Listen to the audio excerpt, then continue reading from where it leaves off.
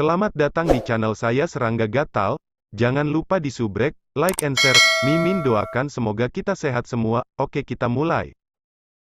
Alam ilusi yang luas menyelimuti kota kecil di depannya ini.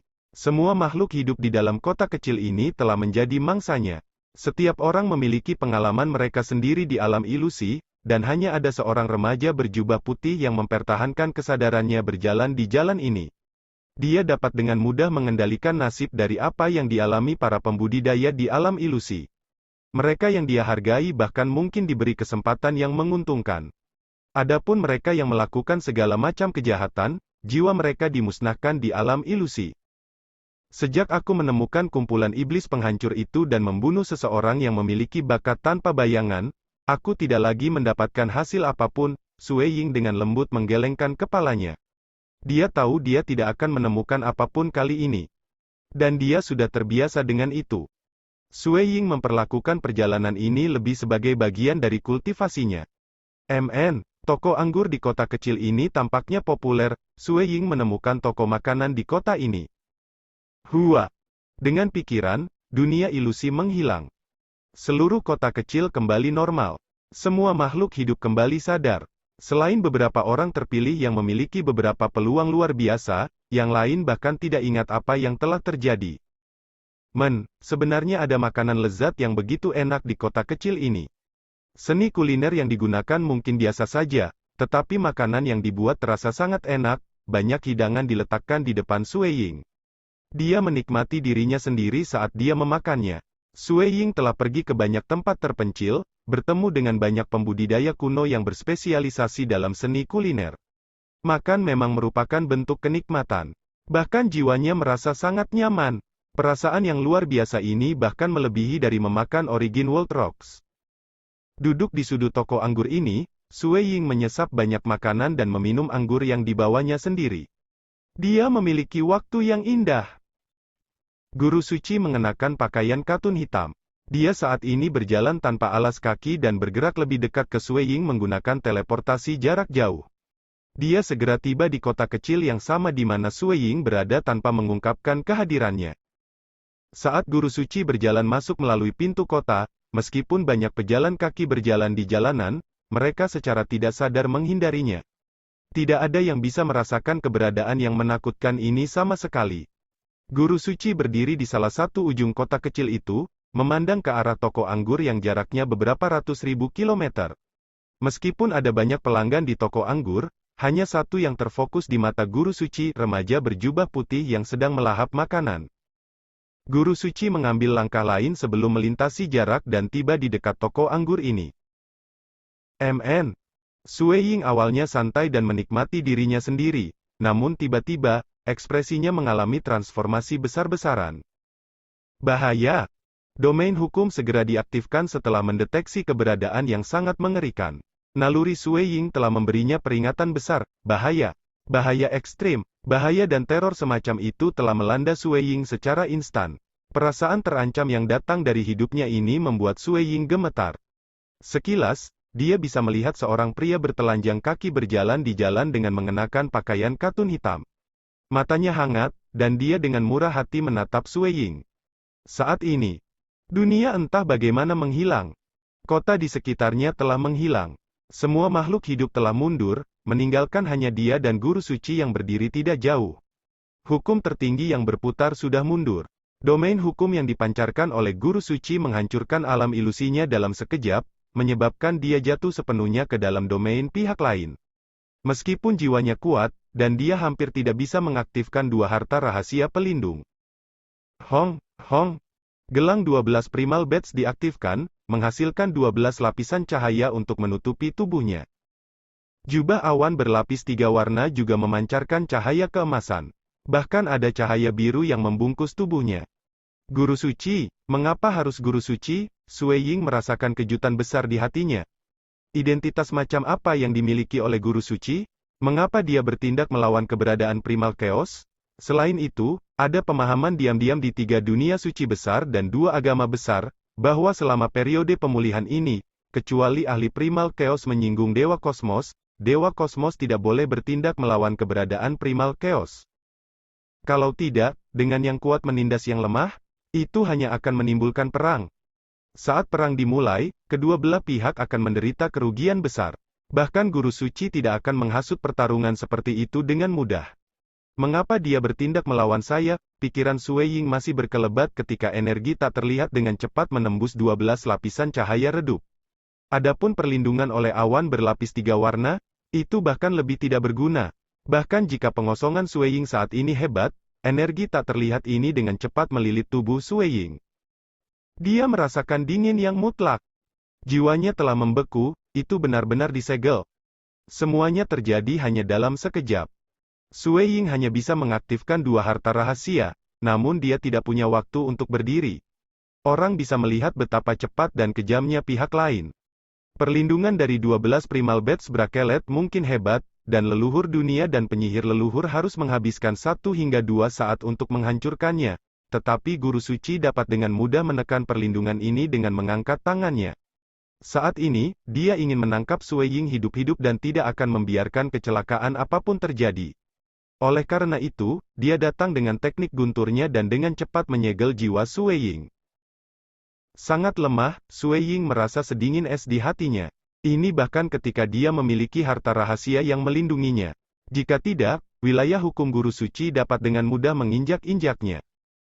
Guru suci berjalan mendekat. Ini mungkin tampak lambat dan tidak tergesa-gesa, tetapi hanya butuh 1 langkah baginya untuk tiba di dekat Sui Ying.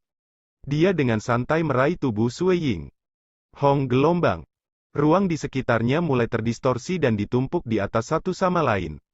Dia samar-samar bisa melihat sebuah istana besar di sisi lain. Master Suci membawa tubuh Sui Ying sebelum berjalan melalui lorong spasial yang terdistorsi untuk tiba di dunia suci kuno. Semuanya terjadi terlalu cepat. Sui Ying pertama-tama menjadi linglung sebelum dia merasa kedinginan di hatinya. Dia tahu dia ditakdirkan. Siapa yang bisa menyelamatkannya dari guru suci? Selanjutnya, dia bahkan dibawa ke wilayah Master Suci, dunia suci kuno. Dunia suci kuno berisi agama suci kuno yang menjaganya. Itu benar-benar dibentengi dengan baik. Bahkan jika semua dewa kosmos lainnya bekerja sama melawannya, dan bahkan jika mereka memprovokasi perang, penyihir leluhur dan leluhur dunia masih akan memilih untuk tidak menyerang agama suci kuno karena itu bodoh untuk bertarung di sini dengan guru suci. Kenapa dia bertindak melawanku? Saya hanyalah keberadaan primal chaos, jadi apa yang saya miliki yang membuatnya sepadan dengan waktunya untuk bertindak melawan saya? Kecuali dia tahu aku adalah murid Duki. Mustahil. Jika dia tahu, dia akan langsung membunuhku.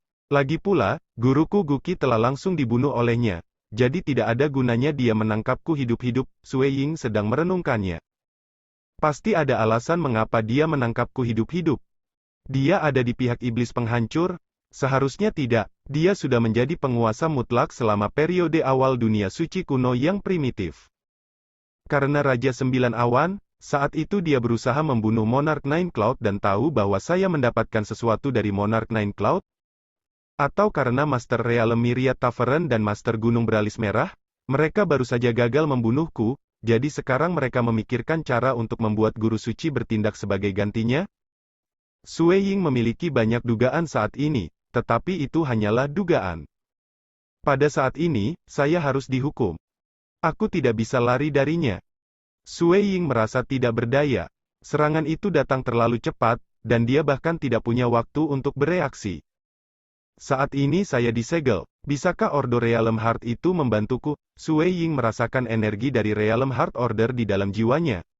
Sui Ying tidak bisa menghilangkan Realm Heart Order dari jiwanya terlepas dari seberapa keras dia mencoba di masa lalu. Pada saat ini, Sui Ying berusaha untuk memperpanjang seuntai jiwa sejatinya ke dalamnya. Energi merah yang diringkas dari Realm Heart Order selalu terbengkalai jauh di dalam jiwa Sui Ying. Dia tidak bisa mengusirnya. Pada saat ini, Sui Ying mengirim seuntai jiwa sejatinya ke dalam energi merah ini, dengan mudah menyatu ke dalamnya. Lebih jauh lagi, itu memberikan perasaan bersemangat, yang membuat Sui Ying merasakan dunia di luar kehampaan kekacauan utama. Itu seperti bagaimana dia bisa mengintip ke dunia dimensi yang lebih tinggi melalui lubang bola kabut hitam. Tapi apa yang dia lihat hanyalah puncak gunung es.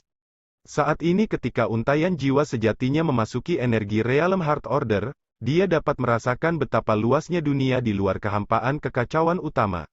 Lebih jauh lagi, dia bahkan bisa merasakan fluktuasi mengerikan yang datang dari dunia yang tidak lebih lemah dari kekosongan primal.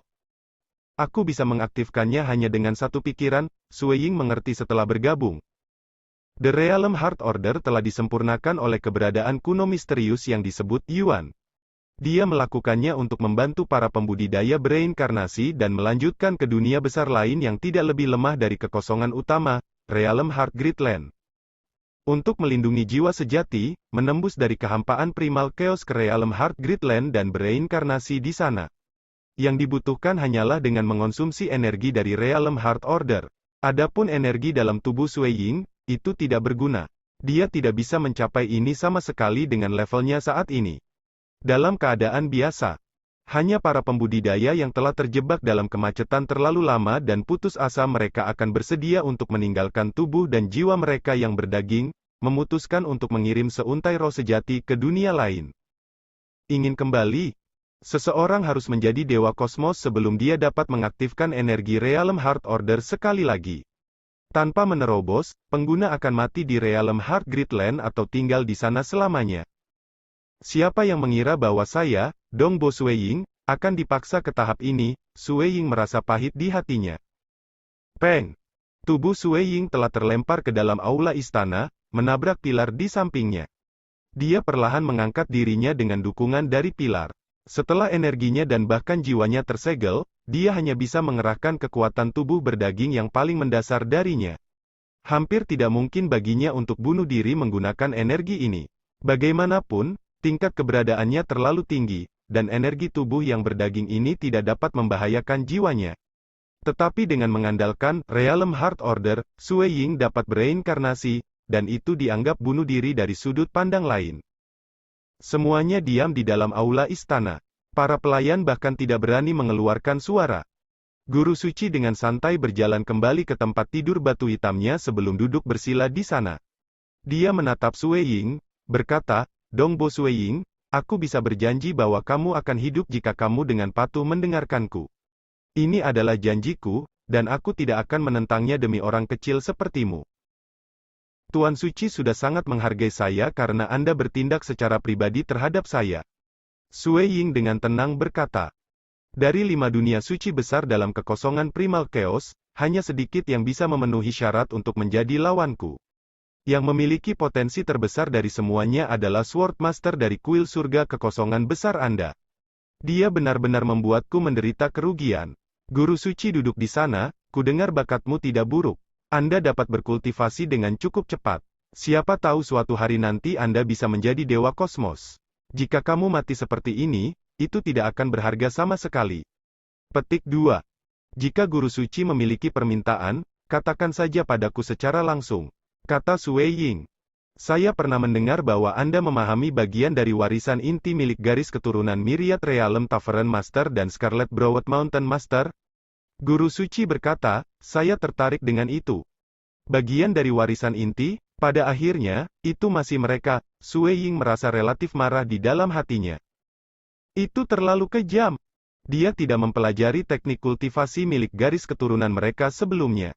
Mereka hanya menemukan bahwa teleportasi jarak jauhnya mirip dengan milik mereka, dan menilai bahwa dia telah mencuri dari mereka. Tidak apa-apa jika mereka gagal membunuhnya. Namun sekarang, mereka bahkan membocorkan berita itu kepada guru suci, menyebabkan dia bertindak secara pribadi. Brengsek, meskipun dia merasa frustrasi dan jijik dengan orang-orang dalam garis keturunan Master Kedai Myriad Realm, dia tidak punya pilihan karena Master Kedai Myriad Realm memiliki terlalu banyak avatar, dan avatar Master Gunung Beralis Merah tidak dapat ditemukan. Tidak ada yang bisa membunuh mereka sama sekali. Menghadapi musuh yang tidak bisa mati, Sui Ying merasa marah sekaligus tak berdaya.